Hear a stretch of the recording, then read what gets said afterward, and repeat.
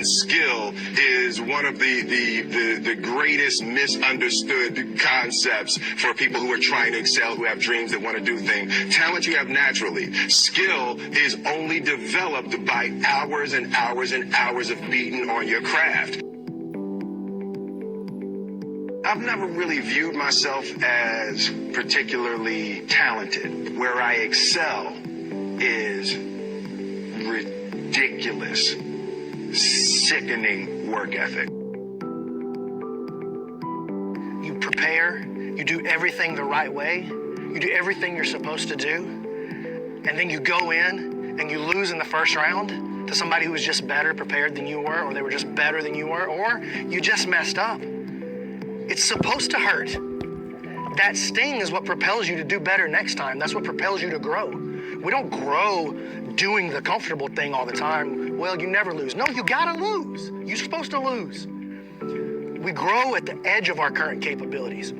We have to play on the edge, on the extremes of what we're capable of right now if we want to grow. If we don't do that, then there's no becoming the next thing. There's no evolution. It's always just in the comfort zone. So your growth always lies in the losses. It lies in the failures. You have to seek those and look for them. You have to give your best. You have to give 100% of yourself in these pursuits, knowing that it might hurt.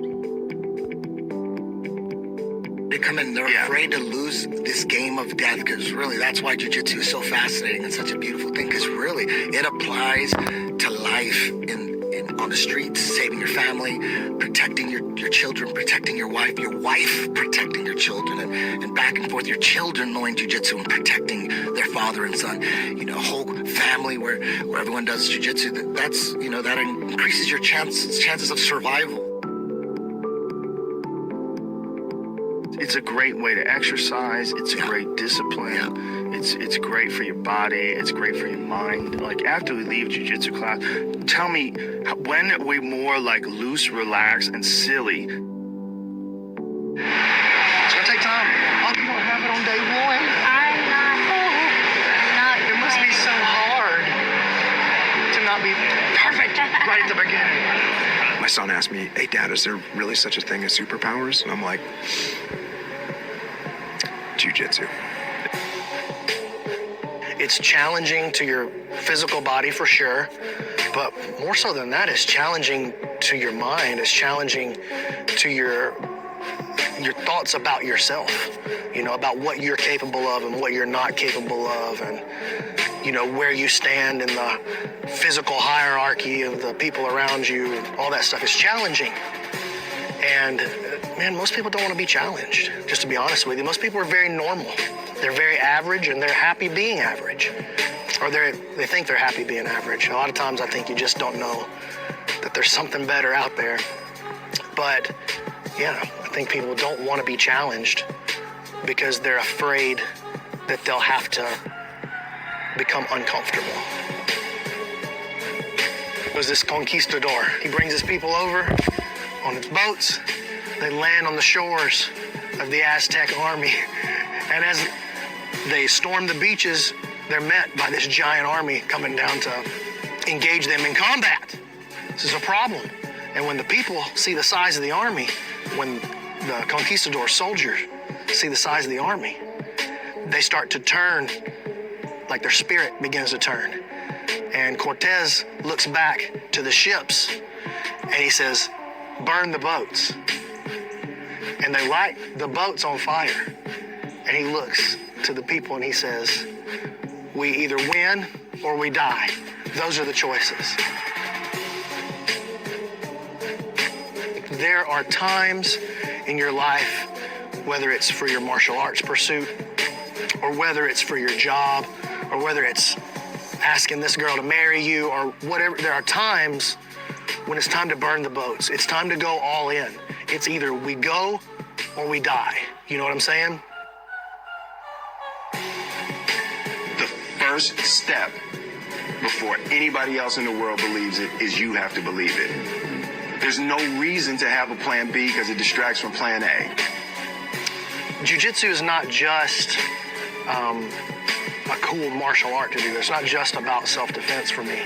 Like, jiu-jitsu is the filter now through which I see the world. So I look at everything through the scope of jiu-jitsu, or how I learned jiu-jitsu is how I learn other things now. So I learned how to learn through training and studying and being so like intensely obsessed with Brazilian jiu-jitsu. I think martial arts, jiu-jitsu in particular, gives such an easy to follow pathway towards mastery. Like it lays out this thing where, look, if you'll just show up to practice and do the practice and you just do this consistently, then the results are right there. And so it's such an easy to lay out path towards excellence and mastery that I really think that's the best gift that it gives, is laying out the route to excellence for you.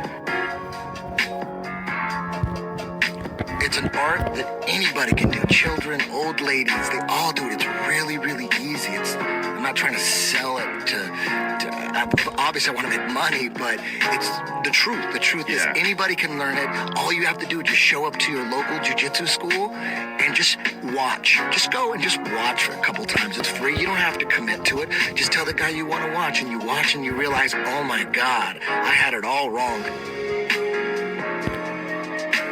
Well, jiu-jitsu is the only martial art where it really works like in the Bruce Lee movie. Yeah. Where the little guy really can beat the big guy. Yeah.